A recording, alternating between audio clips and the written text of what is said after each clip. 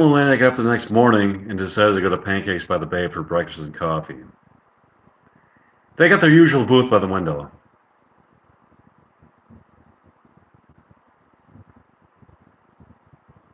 I wonder if Penelope is here today.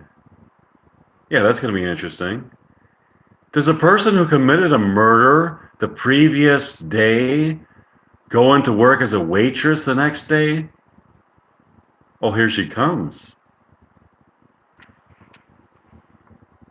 Good morning, decent people. How can I help you? I'll have the Bayside griddle cakes and a cup of morning coffee. And for you, Lilana? Um, I'll have the Bayside griddle cakes and a cup of morning coffee. Coming right up.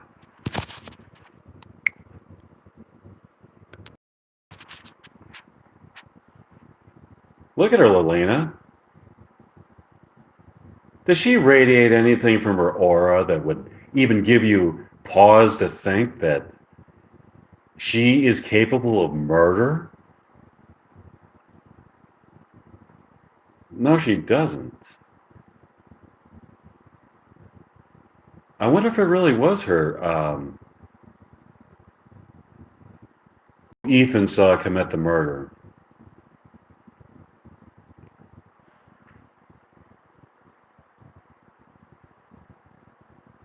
It could have been somebody else. A lot of women resemble her. I say we reopen the case and give her the benefit of the doubt. Yeah, well, here she comes. Here you are, young lovers. Enjoy. Thanks, Penelope. Yeah, thanks, Penelope. Bye. Have a terrific day. You too. You too. Michael and Elena finished breakfast and went for a walk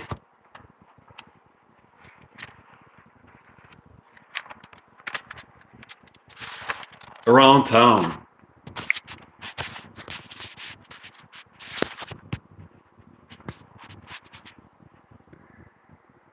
Oh, thanks for joining me, people. Yeah, okay, so, all right. So, Elena, we have a lot of conflicting evidence.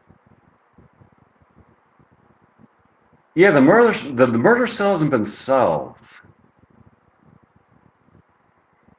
Do you want to go back to my condominium with the practice of more William Shakespeare dialogue? Sure. Mike and Elena went back to Mike's condominium to practice more William Shakespeare dialogue. Mike and Elena got up the next morning to take a walk along the ocean and talk. It was a cloudy day with a mild breeze blowing on them in the distance. They could hear the rumbling of thunder. This is ridiculous. We keep getting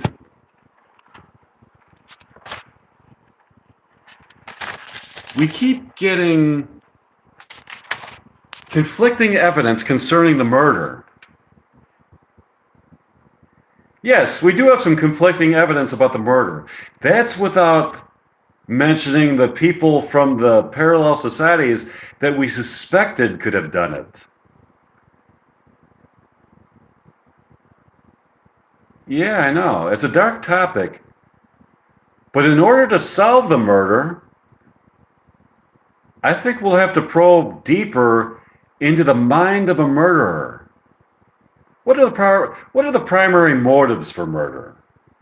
Often it's money, betrayal, jealousy, rage, revenge, hatred, disgust, and just an innate evil.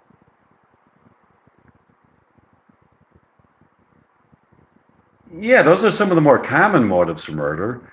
Some people suffer from mental conditions like schizophrenia that cause them to believe that there are evil spirits beckoning them from a hidden realm to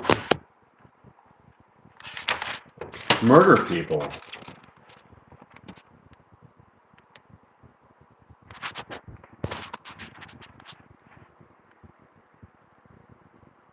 What if it's not a delusion?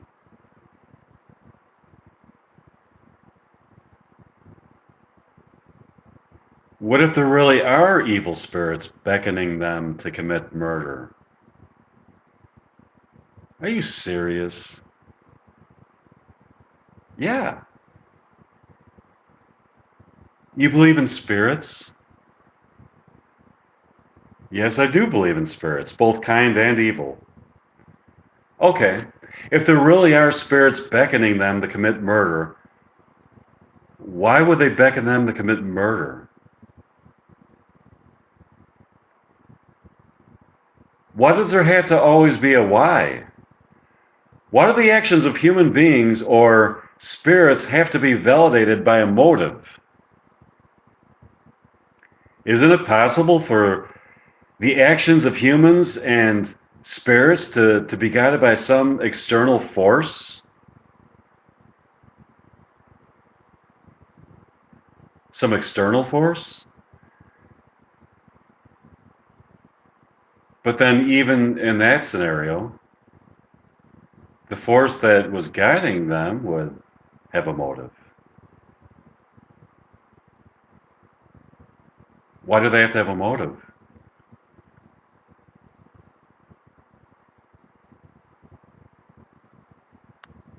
Who does anything without motive? I eat because I am hungry. I work out because I want to get into shape. I have sex because I seek pleasure. I argue with somebody because I am angry and I want to prove a point. I go to church because I don't want to go to hell. I buy new clothes because I want to look good. I kill because I have a motive for such.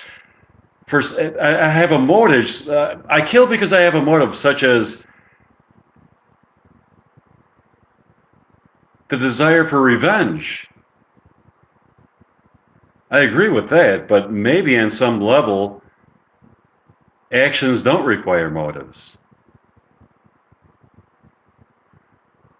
On some bizarre, esoteric level, maybe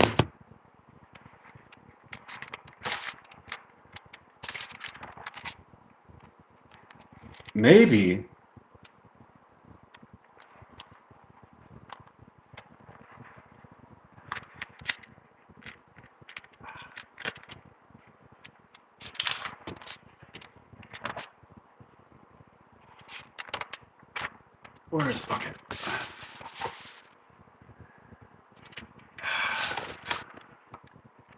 Where the fuck does? Come on.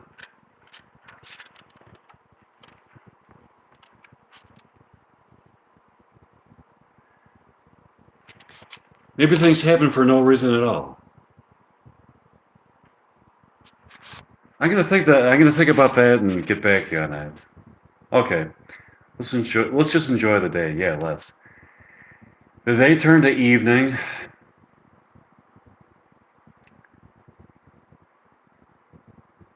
Would you like to go back to my condominium to practice more William Shakespeare dialogue? Sure. Michael and Elena went back to Mike's condominium to practice more William Shakespeare dialogue. Here's the next room. Michael and Elena got up the next day and went to Pancakes by the Bay for breakfast and coffee. They got their usual booth by the window. Penelope took their order. How can I help you? Let's see. Good morning, Penelope. Don't you look lovely and innocent? Lovely and innocent? Of course I'm innocent. I'll take lovely. Innocent? Of course I'm innocent. To what are you referring?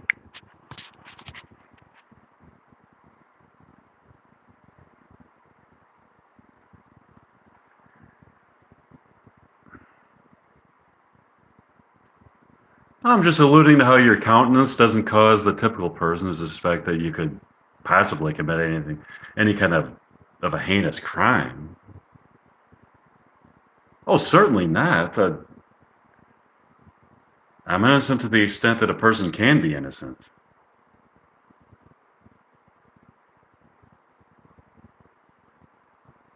Is anybody truly innocent? Is there any human being in the world who is completely innocent? Insofar as they have not only never perpetrated a single act that was in any way harmful or offensive to another person, but also have never said or thought of anything offensive? I've never met such a person. I've been searching for my whole life for a person who embodies moral perfection. I don't think it exists. That being said, most people wouldn't kill another person.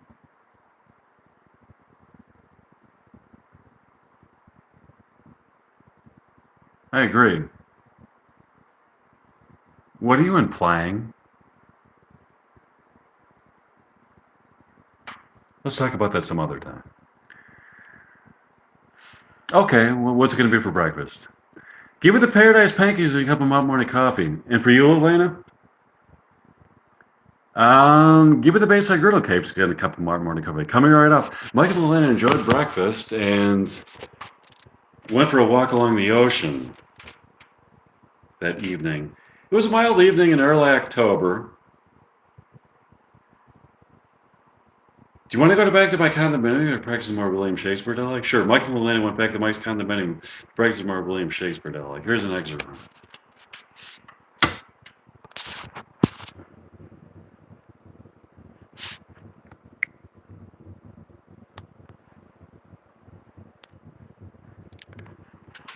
Okay.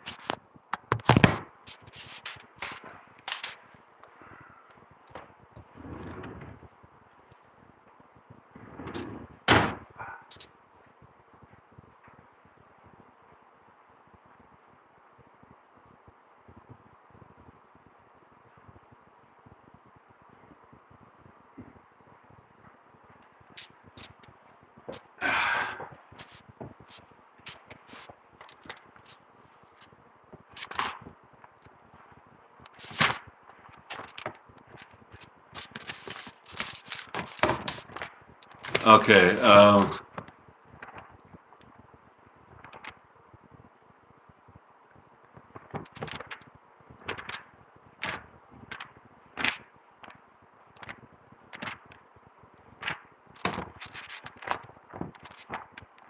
Romeo and Juliet.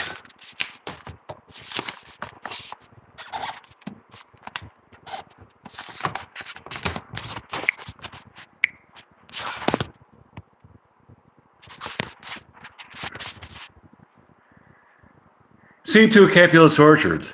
Enter Romeo. He just the scars that never felt a wound. Enter Juliet above the window. But soft. What light through yonder window breaks? It is the east, and Juliet is the sun. Arise, fair sun, and kill the envious moon, who is already sick and pale with grief. That thou her maid art more fair than she? Be not her maid. Since she is envious, there's vestal liveries but sick and green, and none but fools do wear. Cast it off. It is my lady, orders of my love, whether she knew she were.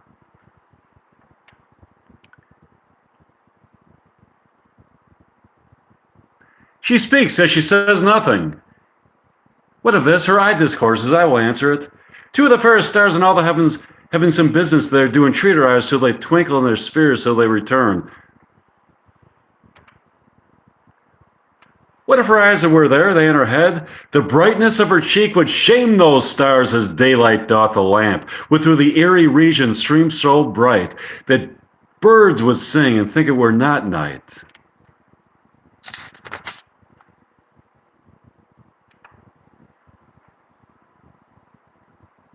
See how she leans her cheek upon her hand? Oh, that I were a glove upon that hand, that I might touch that cheek.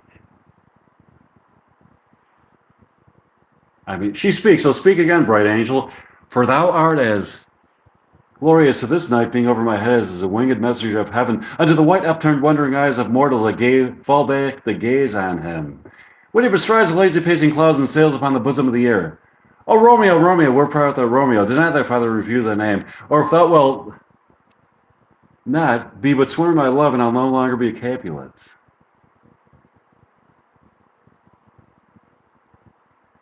Lady, by yonder blessed moon, I swear that tips with silver all those fruit treetops. Oh, swear not by the moon. The inconstant moon that monthly changes in her circled orb, lest that thy love prove likewise variable. What shall I swear by? Do not swear at all, or if thou wilt, swear by thy gracious self, which is the god of my idolatry, and I'll believe thee. My heart still left, well, do not swear, although I join thee, I have no joy in this contract tonight. Is too rash, too unadvised, too sudden, too like the lightning which shall cease to be, ere one can say light and sweet good night. This bud of love by summer's ripening breath may prove a beauteous flower when next we meet. Good night, its sweet repose and rest, come to my heart as I within my breast. Oh, wilt thou leave me so unsatisfied? What satisfaction canst thou have tonight? The exchange of thy love.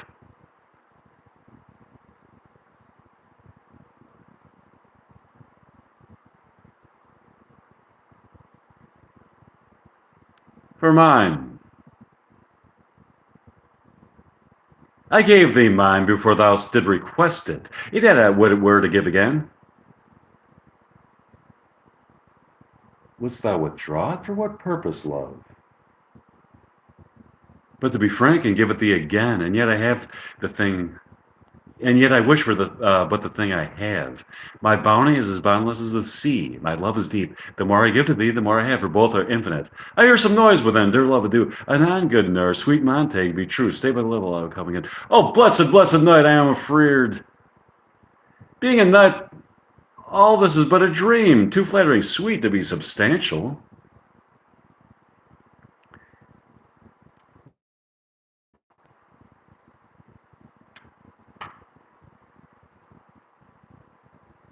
Three words, dear Romeo, and indeed.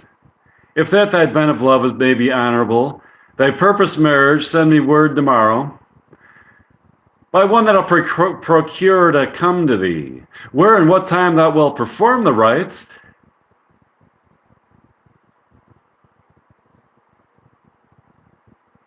1,000 times good night. 1,000 times the worst to want thy light. Love goes towards love as schoolgirls from their books, but love from love towards school with heavy looks.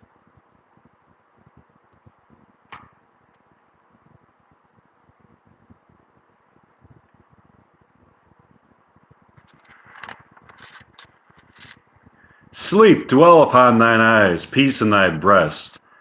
Would I were sleep and peace so sweet to rest.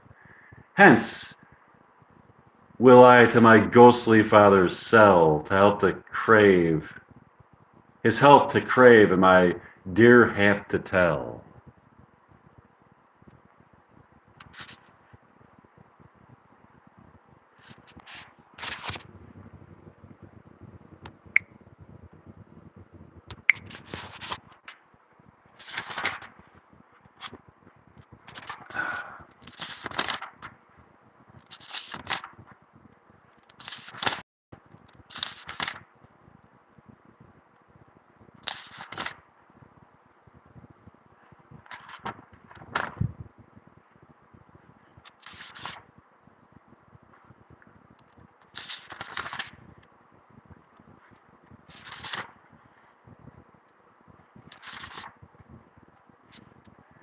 Give me that mattock and the wrenching iron. Hold, take this letter.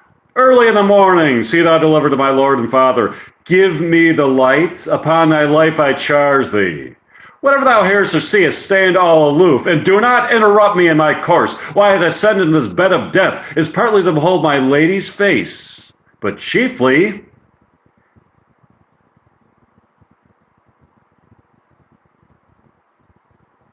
to take thence from her dead finger a precious ring, a ring that I must use in dear employment, therefore hence be gone.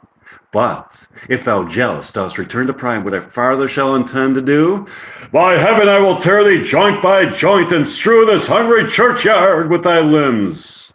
The time and my intents are savage wild, more fierce and more inexorable, far than empty tigers of the roaring sea. I'll be gone, sir, and not trouble ye. So shalt thou show me friendship, take thou that. Live and be prosperous, and farewell, good fellow.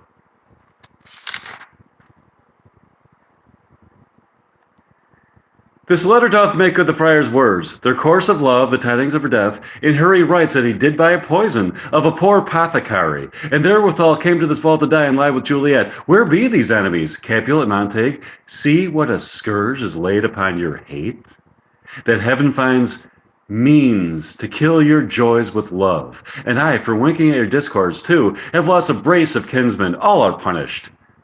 O brother Montague, give me thy hand, this is my daughter's jointure, for no more can I demand. But I can give thee more, for I will raise her statue in pure gold, that whiles Verona by that name is known, there shall no figure at such rate be set, as that of true and faithful Juliet. As rich shall Romeo by his ladies lie, poor sacrifices of our enmity. A gloaming peace this morning with it brings. The sun for sorrow will not show his head. Go hence to have more talk of these sad things. Some shall be pardoned and some punished. For never was a story of more woe than this of Juliet and a Romeo.